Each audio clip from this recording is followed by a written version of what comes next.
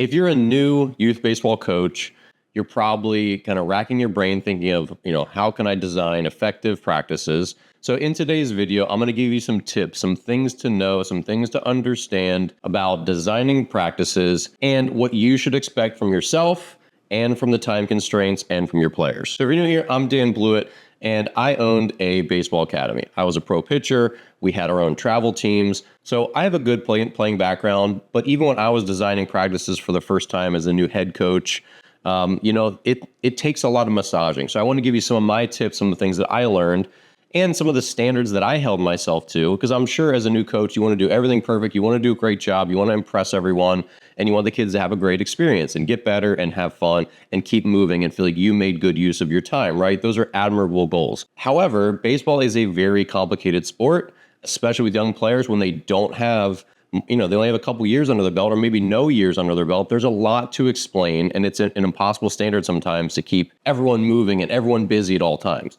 There is a lot of explanation to get kids to understand this complicated game that we play. So let's go over some of the tips that I have for you as coaches. So number one, plan ahead as much as you can. Spend the half hour, lock yourself in your office, and really try to plan out the practice, sketch it out, have a timeline, go down to the minute if you can. It will get messed up. It will not be nearly as accurate, but you can always switch things around when you've planned it out ahead of time, and you will be less stressed, vastly less stressed if you've got your practice plan. You can always fall back to it. Show where the stations are. You'll figure out how to do this, but definitely plan. I watched some Cooking Network show with Alton Brown when I was a kid. My family, liked cooking shows, and one of the things Alton Brown said that always stuck with me, he said, organization sets you free. And he was talking about organizing your kitchen so you know where everything is, following recipes, just have everything has its place. Organization, when you're creating a practice, absolutely sets you free. So that's number one. Make sure you hammer out a good practice plan ahead of time. Number two, it's a good idea to jot down notes as you go. Whether you have a little pocket notebook, I always carry one in my back pocket where you can just whip it out, jot down a note. You're going to see lots of different things that you didn't realize kids didn't know how to do, right? You might be going, okay, we're going to go over these 5 drills and these 4 concepts. And then as you're going over them, you're like, oh man, they don't know how to do this, or they don't know how to do this thing, or we need to cover this some more, or they really struggled with this. You want to have something, and that could be your practice plan. You could jot down notes on that on your clipboard. But sometimes having a notebook is better. I really don't recommend being on your phone. You don't want to be, even though I use Apple Notes religiously, it's like my lifeblood, but you don't want to be on your phone in a practice. It sends the wrong signals. Now, if you're using it to get video, that's one thing. That can be a really helpful thing for you. If you want to say, okay, this is how this drill went, then you have a record.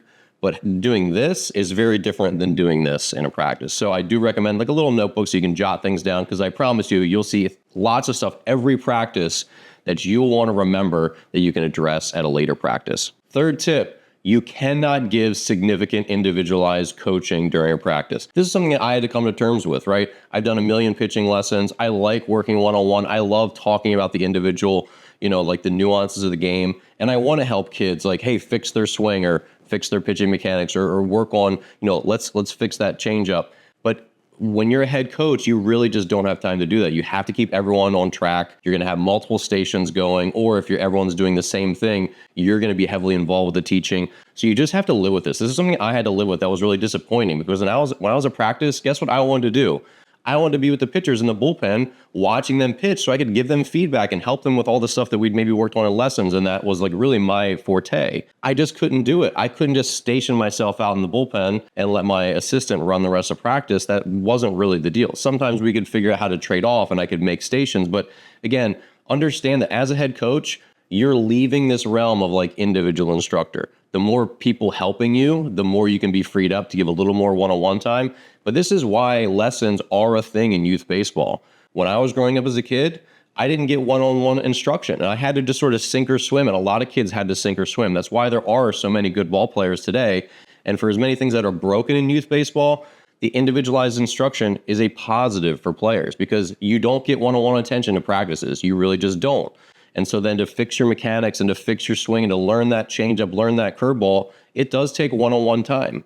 So anyway, just understand that instruction is going to be a major limitation as a coach. My next tip for youth baseball coaches, there will be standing around. You hear things like on social media, coaches like, oh, there's too much standing around. I don't want to see kids standing around. How else are you going to explain what you're supposed to do for what the shortstop and the second baseman are supposed to do turning a double play? How else are you going to explain the nuances of the strike zone or the nuances of holding runners and all these things? There are just lots of times where you have to explain stuff. Baseball is not shooting jump shots, and I'm not taking away from the complexity of basketball because I know there's a lot of complexity in basketball, but there are a lot of really technical situational things in baseball that take a lot of explanation. Sometimes you just have to be verbose to get them to get it. Now, they still have to do it, and you still want to keep them moving. You don't want to lecture, and you don't want to just pontificate on these things. But there are many times where if you're like, look, they're not getting this, and this is kind of complicated, you might have to gather everyone around. The other thing to understand is, especially in youth baseball, everyone needs to learn most of this stuff. So if you're talking about double play turns as a good example, yes, you probably have like 3 or 4 kids who are like your core middle infielders, but all the other kids will probably play in middle infield at some point in their career, or maybe just part-time, or they just need to know this stuff, right? So you might have everyone listening in about what middle infielders are doing on double play turns. You might have everyone standing around listening in about holding runners and all this stuff. Involve everyone, engage them, workshop it, ask them for participation, explain things. But there's just a lot of times when they're young where you cannot get away from some amount of standing around when you're explaining the nuances.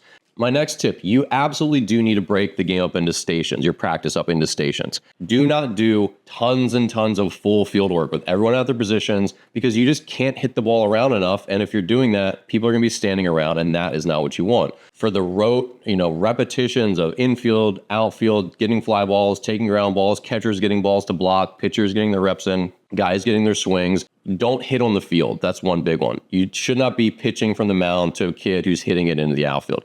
You can do that sometimes when you're trying to play live situations, but even then there's so much, they're going to take pitches. You're going to throw a lot of balls. It's going to be a lot of standing around. Make sure you break up. A large chunk of your practice should be station work. All right. 3 guys are hitting, 3 guys are taking infield, 3 guys are taking outfield, 3 are doing conditioning, and 2 are in the bullpen with 2 catchers. Stations are rotating around. That might take half of the practice, if not more. So make sure you keep people moving. There's always going to be some amount of full team stuff and situational stuff that everyone has to be involved in. That does take a little more standing around. That is full team. But the core of most practices are going to be station work. My next tip, and this is a really big one, leverage your players as much as you can to get reps and to hit each other balls. Look, we know that kids get off task. That's part of being a kid. You can't run this. It's not the Naval Academy. You absolutely, though, should deputize kids to do the stuff that you don't need to do as a coach, which is throw balls over outfielders' shoulders when they're running to do their drop step drills, which is hitting ground balls to third baseman and shortstops within reason, hitting balls in the outfield, or throwing front toss in the batting cage. Front toss is when you're behind the net and you're just kind of throwing darts. That's easy. Anyone can do that. Think of all the things that you do as a coach, rolling ground balls or throwing, and think, if this is very simple where a 12-year-old who can field a ground ball and throw it across the infield, if they could do this or whatever it is, teach them all to do it. And look, they're going to control themselves to a degree. They're going to police themselves, because if the third baseman is getting ground balls hit to him by another player on the team, and that kid's just screwing around and he's not getting his reps at third base, he's going to get pissed at his team and be like, hey, dude, hit me good ground balls. I want to get my work in, right? So they will police themselves, and kids like the autonomy. So this is how you can do station work effectively. Your outfielders in the outfield, 1 kid's hitting fly balls to the other 3, and they're rotating. And you can teach them this. So I taught, and I have a YouTube video I'll link to below, but here's how you hold a bat. Here's how you got to have a very consistent flip. And when you hold the bat the same way and you have a consistent flip, it's easy to hit good fly balls. That's good for their skill development in general, their hand-eye coordination, their discipline. They can learn some stuff from learning to hit good fly balls and ground balls. Not to mention, if they're going to go practice with their friends after practice on their own, they need to learn how to do that as well. My generation, millennials, we grew up playing backyard baseball, going to fields, taking a bat and a bucket of balls with us, and doing this all the time. It's valuable. The more you deputize kids and allow them to help with practice and do some of just the rote ground ball stuff, the better you're going to be. Now, that said, parents can also be a help, but you have to be, I would wait on this, and you have to be really specific, and you have to be good enough with dealing with conflict if you deputize parents to help you with practice. I always had a couple, after I got to know people, there was a couple who I could trust where I was like, hey, John, I need you to would you like to hit fly balls for me during practice? Or would you like to throw balls to my catchers? But here's the deal. I want you to hit them. I want you to hit them this sort of way, but I don't want you to instruct. I don't want you to, be encouraging, be a part of the boys, but I don't want you to instruct, because I want to make sure anything I'm telling them doesn't get muddied because maybe you're telling them something different or whatever. And if you have the right person, they'll get that. They'll be, hey, totally fine. I want you to be, I want you to coach Stan. I just want to help out. If I can hit fly balls and you'll kind of come around and help the kids, great. And that's the ideal thing, because what you don't want is you deputize a coach to help or a parent to help, and now they're constantly instructing, or maybe they're being critical of the kids. Maybe maybe they're not improving the team culture that you want them to, or they're sending conflicting signals because they're coaching a certain way. So that can be a problem, because again, many of the parents who have a good baseball background, who are more eager to hit fly balls and ground balls and help out, they also probably want to instruct and help that way too. And sometimes that's well-meaning, but now you have different voices and it can get really muddy. This is not saying I'm the only one who can teach baseball, but the coaches need to have a consistent message. And if parents who are not part of that, if they start to muddy that and make it complicated, or sometimes they are critical or they're coaching too much, constantly giving feedback, that can be a problem. So you have to be really careful, but if you can find parents who you can have that adult conversation with and they're not offended by it, then that's a good situation where you can get someone to help. And lastly, in practice, be extremely clear about expectations and safety issues. If they're supposed to be ready to go at 5 o'clock, what does that mean? Does that mean they're in their cleats? Does that mean they're in the dugout? Does that mean they're walking from the parking lot in their slides? Be extremely clear with everything. Also with safety, be extremely clear about what safety means.